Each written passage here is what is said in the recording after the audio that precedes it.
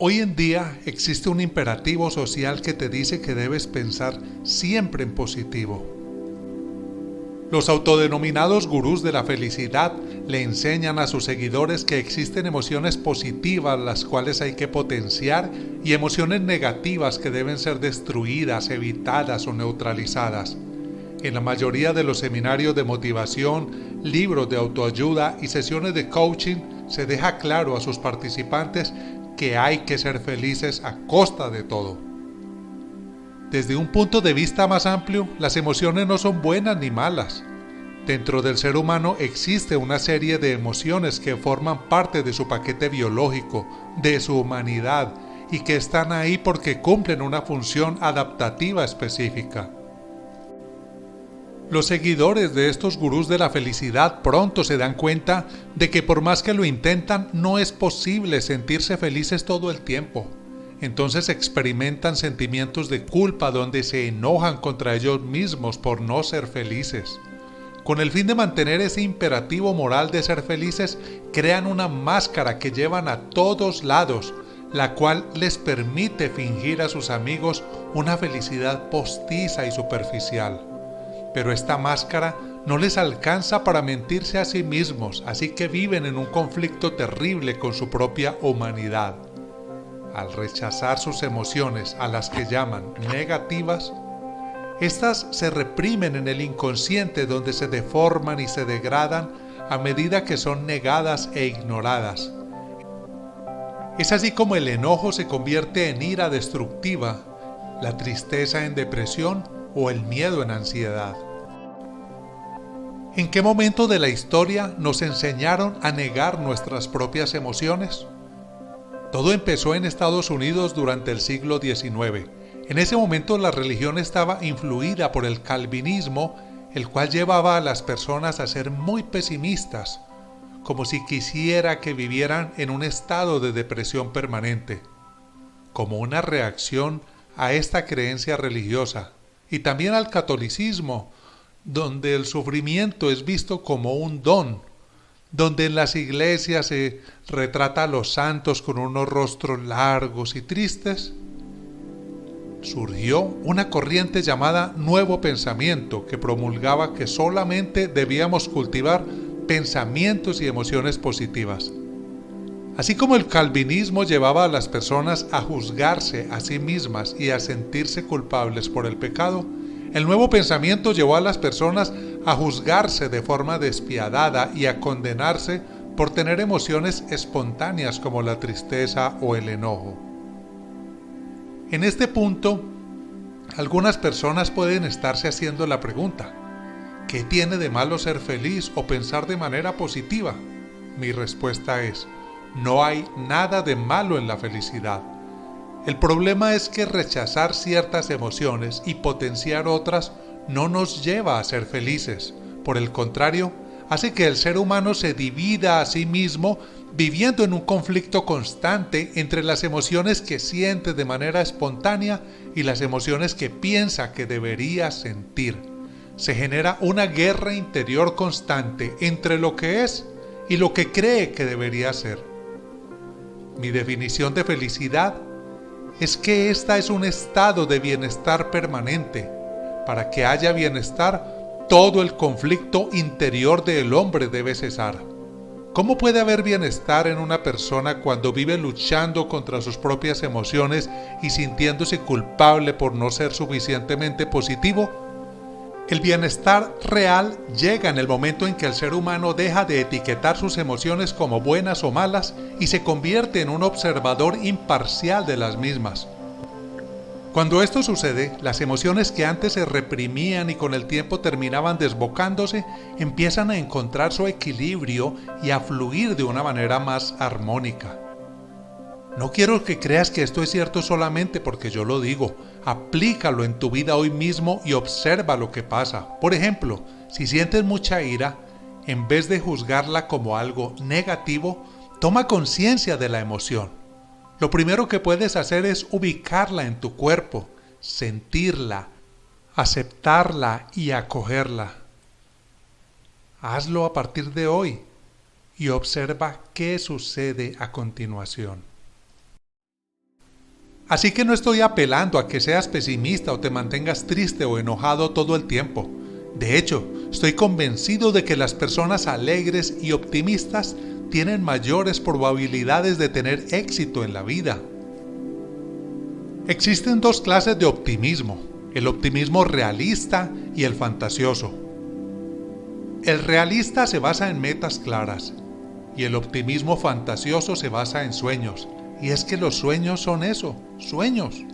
En cambio, las metas están construidas con base en un propósito claro, en la adquisición del conocimiento necesario para llevarlas a cabo, en una planeación y en una ejecución efectivas. El verdadero problema con el pensamiento positivo es que hace que te vuelvas una persona falsa, ya que muchas veces te engañas a ti mismo y tratas de engañar a los demás con un falso optimismo. Y digo falso porque en el fondo de muchos optimistas existe una profunda tristeza. En realidad, ellos primero necesitan hacerse conscientes de su tristeza, aceptarla y transmutarla por medio de la conciencia. Ahora, yo no te estoy invitando a que pienses en negativo y a que te vayas al otro extremo. De hecho, yo no quiero que seas positivo y tampoco que seas negativo. Quiero que seas ecuánime. La ecuanimidad es una cualidad que consiste en observar los pensamientos y las emociones sin juzgarlos como positivos o como negativos. Esta cualidad te permite trascender los polos dualísticos de la mente. Y es que toda medicina tomada en exceso se puede convertir en un veneno. Recuerdo que hace muchos años mi madre empezó a tomarse en las mañanas un jugo de naranja con zanahoria.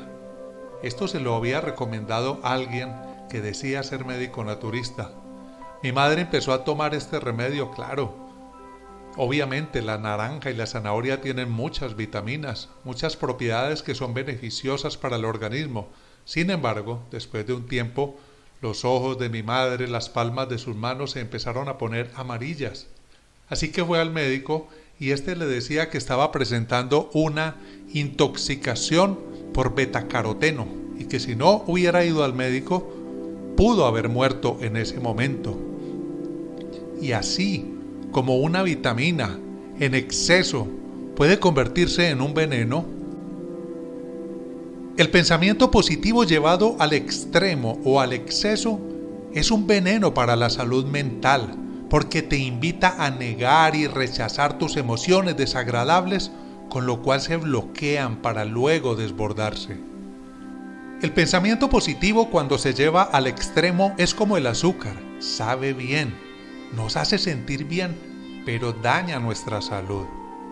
En este caso, el exceso de pensamiento positivo daña la salud mental.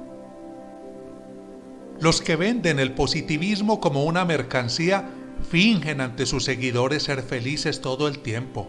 Ellos esconden su miedo, sus imperfecciones, sus debilidades.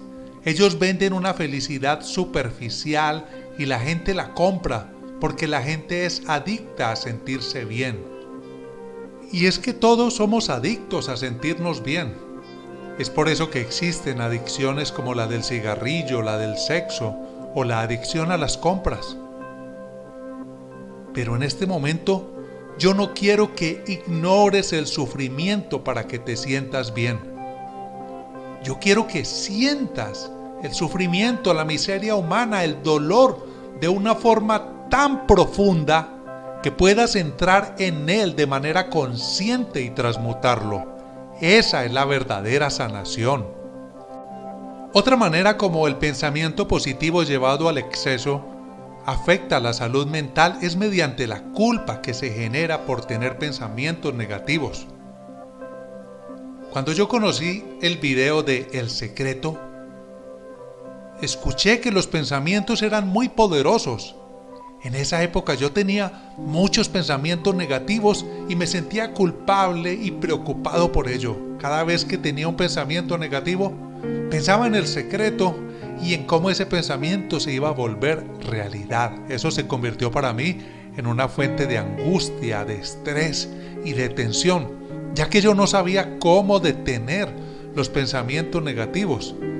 Y es que todos los gurús de la falsa felicidad te van a decir que tienes que parar los pensamientos negativos, pero ninguno te dice cómo, ninguno te enseña cómo. Ellos lo único que quieren es que te dediques a luchar contra tu mente, a luchar contra tus pensamientos y a convertir tu mente en un campo de batalla.